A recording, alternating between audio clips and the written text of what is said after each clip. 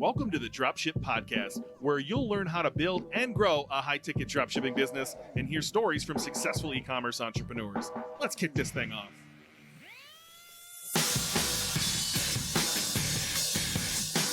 Hey, welcome to the Dropship Podcast. Today's episode is about fear of failure. We reached out to what we thought were people who hadn't bought the course yet and said, hey, what are some things you're struggling with? How can we best serve you? We knew we were going to do a lot of these recordings here in this studio for a few days.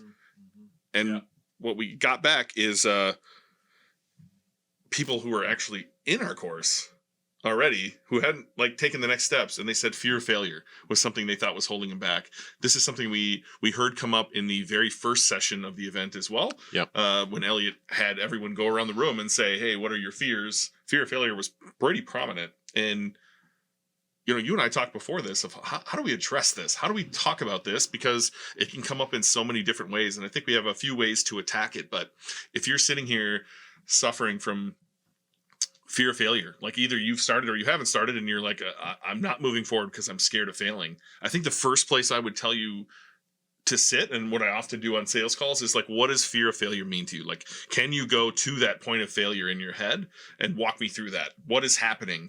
Are you worried about, often people bring up what other people think. They're worried that if they fail, how will my friends view me? How will my parents view me? How will my peers view me? Rather than how will I view myself? Or sometimes it's one or the other, just I might lose my own confidence if I fail. But I try to bring people there. What does failure mean to you? So I'm just going to ask you, John, what does failure mean to you when you think about failure? And I'm sure at some point in your journey it scared you. What came up for you?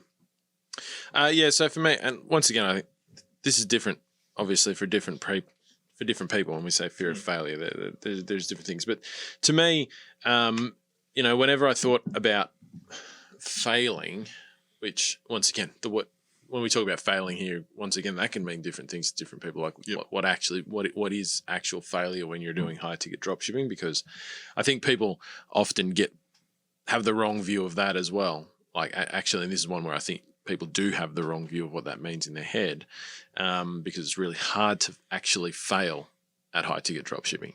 But to me, it always came back to I actually do this on purpose, which is kind of the way that I personally move past my fear of failure, or a variation of that, is it always comes back to me, if I fail here, or this doesn't work or whatever, to me it doesn't go back to what other people will think. It's more that I will have to go back to something I find personally deeply unpleasant. So if I fail at business, it's kind of linked to what I talked about at the live event, where I say I'm afraid this is all going to go away. I'm reasonably successful now, and I'm scared that maybe I'll wake up next month and there'll be $0 and 0 people listening, and my businesses will stop working, my dropshipping business and that sort of thing. And for me, it's that means I'll have to go back and get a job, because I got to feed my kids and all of that sort of thing. And I'll have to go back to that, doing the same thing that I dislike for the next 40 years of my life, or something like that. And I think for me, I'm more scared of that. To me, that's such a deeply troubling thing to think about. I just cannot think of that. That actually makes me feel fear in and of itself, because I would just hate to have to do that. And so for me, if I'm sitting there and I'm going, I want to pick up the phone to call suppliers because they might say no, and I might not have any products to sell, and I'm afraid of that happening. I'm scared of failing at those phone calls. My mind automatically kind of goes to, if you don't, you're going to be going and getting a job. And maybe that does come back to then what will my family think about me and that sort of thing. But to me, it's literally just inside myself, that thought.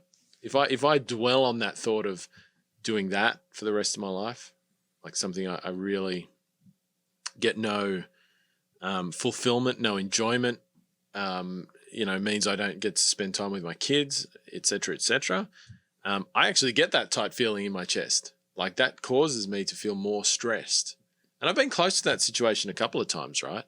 For various reasons, and actually felt that.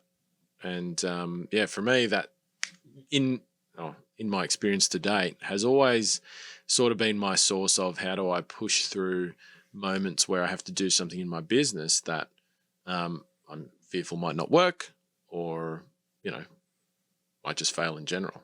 Yeah, fear comes from a lack of preparedness, and so of course, doing something new, you're unprepared. You've never done it, right? I had ChatGPT pull up a few more, right? The fear of uncertainty. People prefer to stay in their comfort zone rather than jump into something that's uncertain.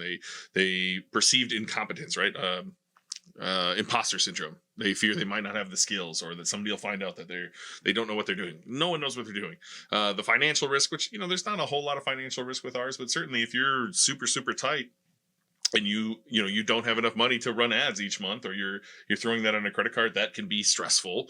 The social judgment is one that I think we'll go a little deeper on. Of like, I think too many people worry what other people think. So I'm working on this with our kids right now. They're 8 years old, and one of them came home and was like, Billy called me this name, and he was really upset that Billy did this to them, or Billy said this to them in front of his group of friends, and. So it was like 6 o'clock at night when we're sitting at the dinner table talking about this. And this happened in the morning at school. And I was like, where's Billy right now? And he's like, I don't know, probably at home eating dinner too. And I'm like, do you think he's sitting at the dinner table right now still thinking you are whatever he called you? Like, is he thinking about you at all? And he's like, no, probably not. And I'm like, are you thinking about Billy? And he's like, yeah, I'm fucking pissed off. And I was like, as soon as you realize that he thought about you for a split second, was mean to you for a split second, and then never thought about you again the rest of the day, he's just stuck in his own head, like you're stuck in your own head, like I'm stuck in my own head. You start realizing nobody gives a shit. Nobody really cares. They might take a split second to think about you and make a judgment about you, and usually that judgment comes from their own insecurity, right? Like oftentimes when you're moving ahead in your life, that's holding up a mirror to somebody else who's not moving ahead in your life, and that makes them deeply insecure, so they try to pull you back down, right? Crabs in a pot, or what do they call it in Australia? Tall poppy syndrome. But no one's fucking thinking about you. No one cares. No one cares when you're successful either, right? So I just posted a video of our event, and I don't know, a couple dozen people max that I know from my previous life like cared, and I don't even know if they cared. They were just like, like no one gives a shit. So like, why would you care if they look down upon you if you're not going to care? They're not going to care when you're successful. How do you deal with like the idea that people are judging you, or people might judge you if you fail? Look, I mean, probably once again, I kind of, to me, I flip it back on itself a little bit. There's the same way that when I talked about like thinking about the alternative of, if I don't do this thing, I'm going to be in this other place that I don't like. I kind of think of that like, so when it comes to friends and that sort of wider circle of people that you might be connected with, I literally don't think about that, because I know now from experience, as you've just said, your friends, literally, if they think about you, they're not thinking about you. Like nobody walks away is thinking about you constantly. Not a single person on this planet is thinking about you constantly. You are. Yeah. No one else is. And, some people might feel bad about that, but it's just the reality. Are you thinking about any of your friends constantly? Like, are they always in your head? And then, like, are you thinking about what they do, or do you think about them as like, if you think of your friend, you just think of your friend. You don't think of your friend and then go, oh man, they're such a failure all the time. Fuck that guy. He's shit. Why am I friends with him again? Do you ever find yourself thinking that? I mean, I don't. Like, I think of my friend and think, oh yeah, I should catch up and, have a coffee or something or another. I don't sit there dwelling on what they do or don't do with themselves. I mean, maybe if they did something really shitty to another human being, right? But I don't think about like, oh man, that guy's got a job. What a loser. You know what I mean? Like, so I just don't. I think when you think about that and actually realize that from your own experience, like think about how you think about your friends. That's how your friends think about you. And when you do that and realize that you're not actually dwelling on your friends' success or failures or whatever, ever, other than momentarily when maybe they talk to you about it, then it's gone out of your head. It doesn't come back into your head at all. I think that makes that a bit easier to deal with. I think where I get to probably feel it strongly is like, what will my kids think of me? What will my wife think of me? Like people that you're really close to, that you're with every single day. Like those people that you can't get distance from, right? Like your family or not much distance. I think that does bite at me a little bit. And where I flip that back is I kind of have an internal thought process where I'm like, well, what if I don't do this? What are they going to think of me? And to me, if I think back on my parents, who I really like, I care about my parents, right? And all of that sort of thing. So I don't want this to sound callous, but to me, I'm kind of a bit disappointed that they didn't do more with their life, or they didn't show me more possibilities of what your life can be other than doing the same thing for 40 years, living in the same place, believing the same things, never really seemingly moving as a person or developing yourself or doing anything like that. Like when I think about that, I'm actually like, man, I wish they actually took some chances or did something or taught me these things that I use now. So I actually, to me, I'm more worried about that.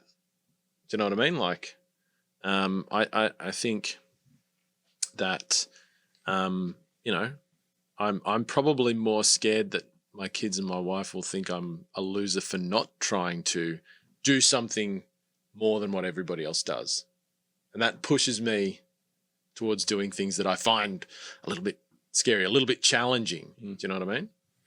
And your family can flip that around on you, right? Like I've broken through what our family norm was, and that has led to not turmoil, but some strained relationships with family members who haven't taken those steps.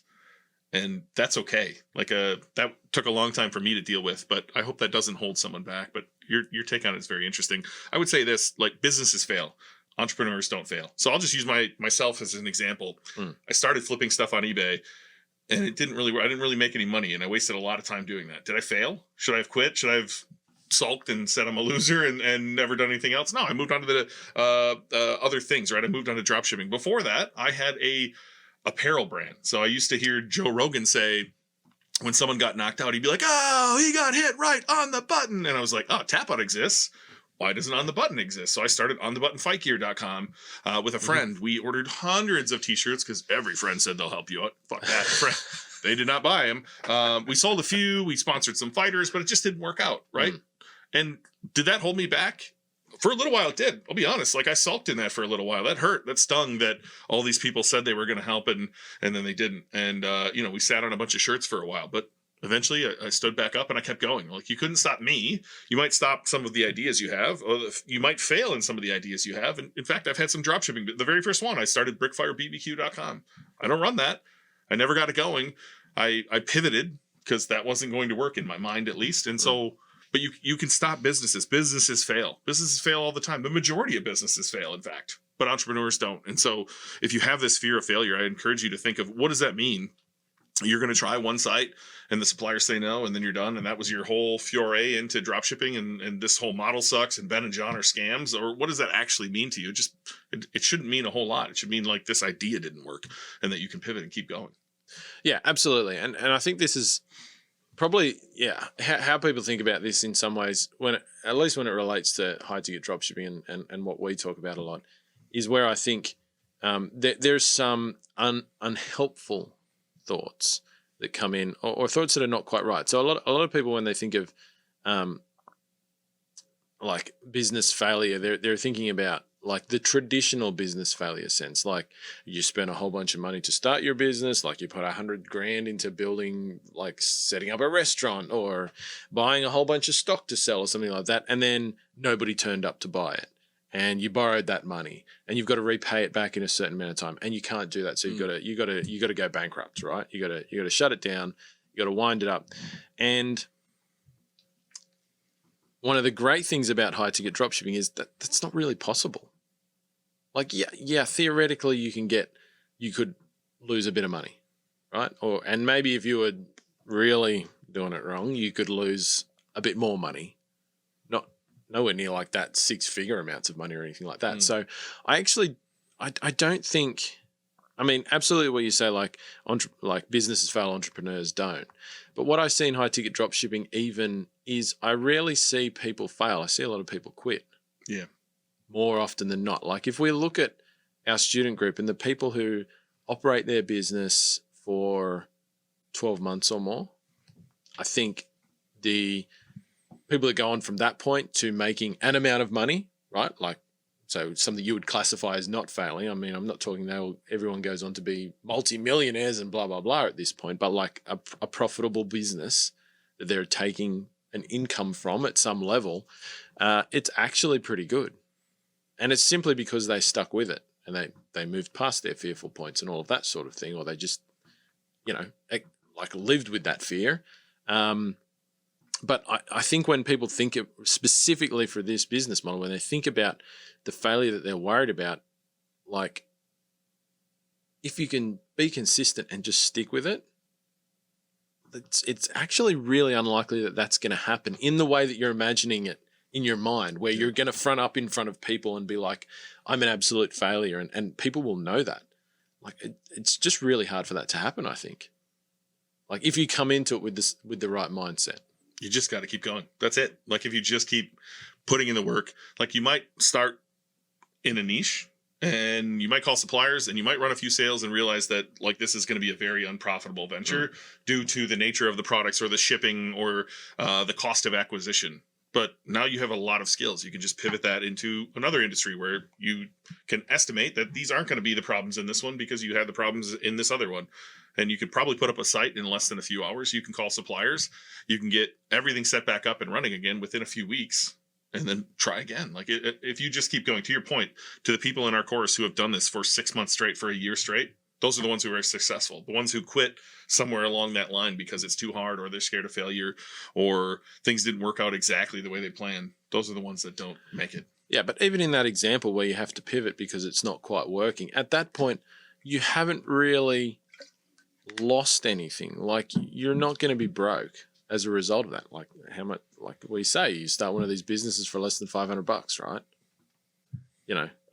Like for most people, that's not going to be like, I've got to change my life fundamentally because now I have no money sort of thing, right?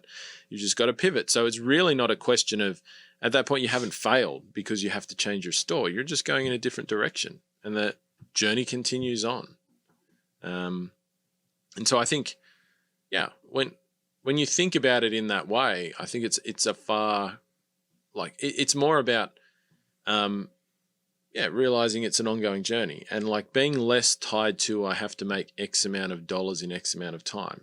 Like if you look at it more as I'm undertaking a journey here and I'm going to get to that point at some point, but not like fixing it in your mind that if I'm not making $20,000 a month in my pocket in the next 3 months, then I'm a failure. Like, I think that's kind of you have to shift that a little bit.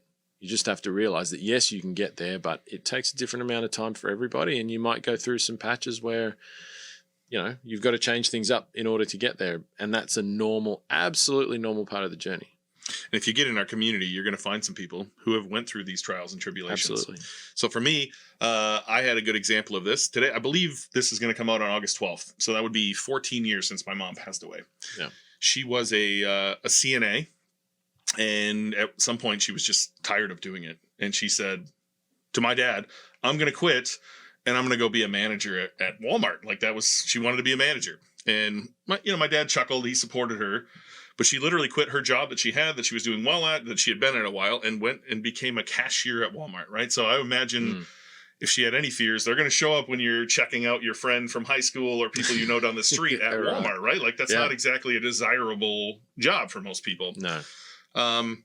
Within a couple of years, she was the shoe department manager. Within a couple of years after that, she was the assistant store manager. And like she had pushed through all of her bullshit and got to a place that even I might have suggested was like a little crazy for her to go do. And I was just a kid, right? Which you shouldn't have a whole lot of fear of failure when you're a kid. You're just like, yeah, sure. Of course you can do anything. That's what she taught us. But, watching my mom push through, not care what anybody thought. She taught me that in a lot of other ways. She wore like leopard print shirts and, rainbow Crocs, and she was the weirdest lady ever. And now I'm the weirdest dude ever. And so watching that example, I think was helpful. And if you need an example like that, I would say get in our community. There's not only weirdos like myself in there, but there are people who have failed. There are people who are on their 5th store, their 6th store, and working through things. And, maybe their 2nd store was the one they should have stuck with, but they're still going. And so I would encourage you to find a community of people who have pushed through this fear, or more importantly, are supporting each other at all of the turns, because this journey's fucking hard and it's lonely, and you're not likely around anyone doing this. And so if you can surround yourself with people doing it who are supporting you, it makes this journey a whole lot more fun and a lot easier. Yeah, absolutely. I think that the being part of a community is one of the biggest ways, and seeing other people go through this is always one of the best ways, I think, that you can support yourself through those moments and push ahead and get started. I think, like, you know, to your point, one of the guys we gave one of our $1 million awards to $1 million awards to at our live event, Joe. I'm sure you won't mind me sharing the story. I think he's been running the same business as long as I've known him, which is, you know, since 2019. So quite a few years now. It's been successful more or less that whole time. So to most people's, you know, version of successful, and that's actually his fourth store. I'm pretty sure it's either third or fourth. He started 3 stores that didn't work out, you know, and that was his fourth one. Like, he just went back in. So he started one and it didn't work out. So you would say, well, that guy failed, right? But no, he just went back in, did the second one, didn't work out. Went back in, did it again, didn't work out. Hit this one, and it worked out. And every one of those times, I bet he learnt something and progressed and put that into action. And you know, he stuck with it. Do you know what I mean? Like, he didn't quit. He could have quit each one of those times, didn't quit. And you know, now he's got a great business that he's, you know, has been supporting his family, you know, for years now. I think if you're worried about what people will think, and you know, I'll wrap up with this. How many of your friends have you seen on one MLM to the next MLM to the next MLM on Facebook? Are you judging them? Maybe. And if that's you, then don't fucking share it. Put your head down for 6 months, 1 year, and you'll be in a drastically different place a year from now. Thanks for listening to the Dropship Podcast. You can find all the show notes for this episode at dropshippodcast.com. And if you're ready to take the next step in your dropshipping journey, we invite you to join us inside Dropship Breakthru, where John and I will walk you through step by step in starting your own high-ticket dropshipping e-commerce business. But that's not all. Dropship Breakthru will also teach you everything you'll need to know to grow your business and take it to the next level. So head over to dropshipbreakthru.com and sign up for our free training that will help you take the first steps towards building and growing your own profitable high-ticket dropshipping business.